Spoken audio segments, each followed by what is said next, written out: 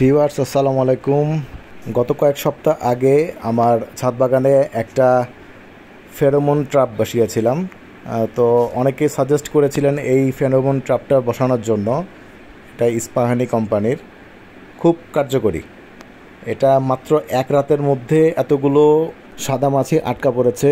এই সাদা মাছিগুলোই আমার যে ফলগুলো আছে ছাদে, এই ফলগুলোতে হুল ফুটো করে দেয়। আর এই ফুটো দিয়েই পানি ঢুকে ফলগুলো পচে নষ্ট হয়ে যায়, কিংবা ভিতরে যে ডিম পেড়ে দেয় সে ডিম থেকে অনেকগুলো পোকা জন্ম হয়। তো অর্গানিক উপায়ে এদেরকে দমন করার জন্য এই ট্র্যাপের ব্যবস্থা।